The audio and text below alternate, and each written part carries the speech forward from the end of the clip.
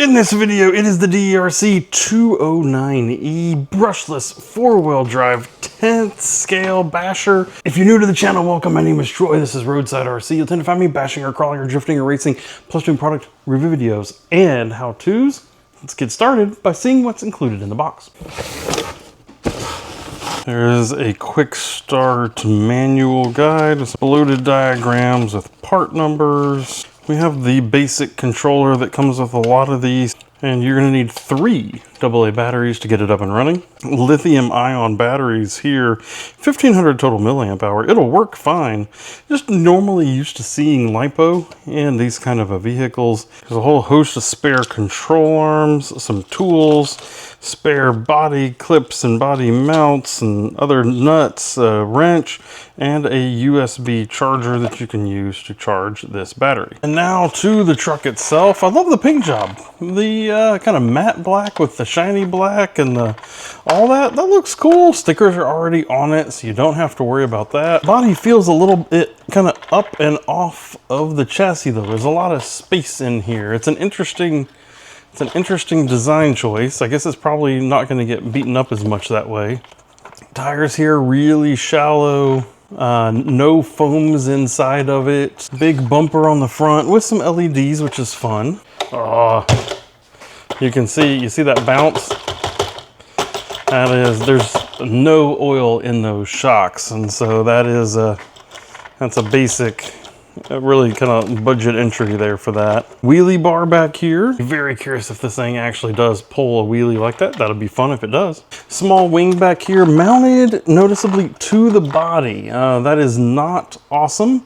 A lot of the times these wings are mounted as part of the rear bumper, and what that does then is that allows it to take a lot of impact, take a lot of damage, and not damage the body. But whenever they mount a wing to the body like this, any crash you do, it just immediately rips this body off the car. So that is, I believe, probably maybe not a great design choice.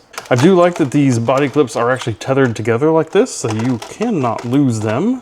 Underneath here, basic tub chassis, metal driveline, metal gears all through it. I mean, this basic layout in here looks quite nice actually.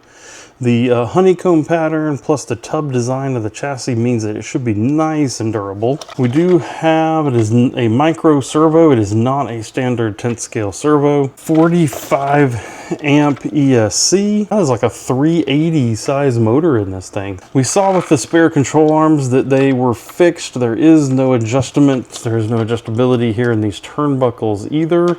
You just come in here and go rink and flex them. That's not awesome. But it'll probably do the job, and if you get into a big crash, it'll probably help keep something from breaking. So maybe that's what they were thinking there. I hope it's not just that they were cheapening out on some plastic. Oh, I can do it. I can bend the control arms. Oh, that is interesting. Same here for the rear. Look at that. Womp, womp. I don't think I've ever been able to do that before. Is it going to keep it? Oh, look at this. I can actually just bend it in. Look at that. Can you see that? Is that on the video? Like I can just literally bend the control arm in. Again, a somewhat unusual design here. We have plastic that raises up past the metal. Lots of new and unique design choices, I think, versus what I was expecting to see underneath the body here on this car. The tray here is actually molded with a bump down into it so that this triangular battery can sit down in there. That seems like a great idea, except naturally you're just going to set it in like that, and then this is all right on top of your wires, and that's not going to be good here. If I flip it around, then this will be more accommodating to come in and latch. So I think I'd recommend doing it that way. You just need to be really careful. You can't let these battery wires get over into that drive shaft, or you may have a sparky fire on your hands. Power button is over here. All right, we have LED headlights on the front.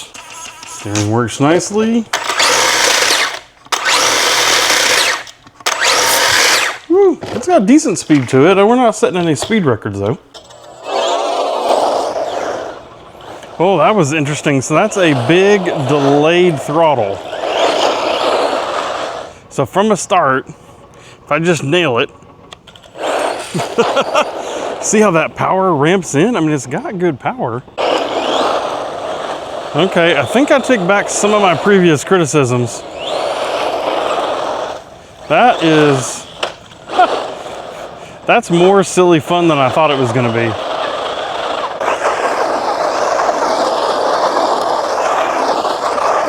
The grass is pretty long here, so I don't know how it's gonna do.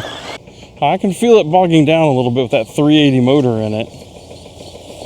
I mean, it runs, it does the thing. Clearly I need to get my kid out here to mow the grass, don't I?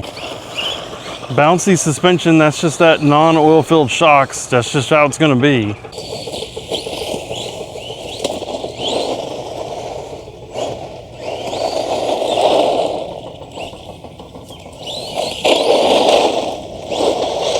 All right, that's full throttle. Yeah, that's not very fast. It's fun. All right, what about some jumps? Oof. Oh, the air control is just not there. It kicks up and there's no controlling it on the way down. I can't, even though, no matter how lightly I hit it, it goes straight to this roof. There we go. Literally have to be all the way off the throttle. Literally, if I'm all the way off the throttle, I'll let the drag brake do its thing. There we go. It's still, that suspension, man, that non-oil filled suspension. All right, we're gonna do a full send.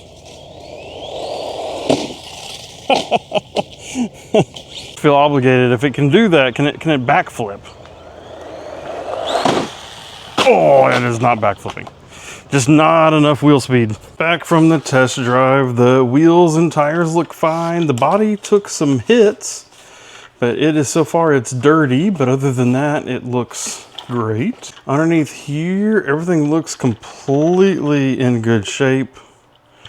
No bent shocks, no broken control arms or anything. And it took some hits. Motor's a little toasty. Motor's a little toasty, and that is slightly undersized for the size of the vehicle. On the bottom here, the rear chassis and this lip up were taking chunks out of my ramp as it would hit and just chip up my ramp. Obviously we got dirt and hair stuff to it, but it's otherwise it's in great shape. I mean, we drove it around for a full battery pack. I see no damage, no issues with it at all. I honestly think what's really happened here is DERC has recognized that a lot of the RC industry has gotten really expensive over the last few years. This is priced in that like mid hundreds. So it's on coupon right as I look at this for $130. It looks like it was listed for $150. It looks like it also had a listing for $170. So if you're gonna get one of these, look out for pricing because it looks like it can vary a decent amount. But it used to be that you could get some really great RC cars for in that like low hundreds-ish range. But because everything's gotten so expensive, I think what DERC was doing here, this is my guess, is that they were trying to develop to a price point. They were trying to offer a price point in the market and check a lot of the boxes. Metal driveline, lithium batteries, brushless, right? Like it checks boxes, but they did it in like the cheapest way that they could. And when you get it out there and start driving it around, it shows. The lack of the oil-filled shocks really impacted how it jumped, how it handled. A lot of the design features with the super soft suspension, turns out it actually drove fine with that, you know? So I was happy with those, and I do believe that maybe that's a good, decent design choice. It's probably gonna break less for maybe a novice user, which is probably what this is targeted at. I don't imagine there's gonna be a lot of hobby grade true enthusiasts that are gonna be interested in jumping out and buying this DERC 209E. But maybe there's a whole bunch of kiddos out there or something like that, parents trying to buy their kids their first RC car that only have a certain amount of money, have to hit a certain price point. And I think that's what DERC is going after here. Is this fun enough to get that first user kind of intrigued and interested in RC? I think it is. I really do think it is. For me, the biggest challenge with this truck is actually that it has some really stiff competition out there. for practically the exact same price point, Maverick has come out with this cubic flux, but for $150 versus $150, you have oil-filled shocks, a robust brushless system, basically indestructible little vehicle here. This thing is so much fun.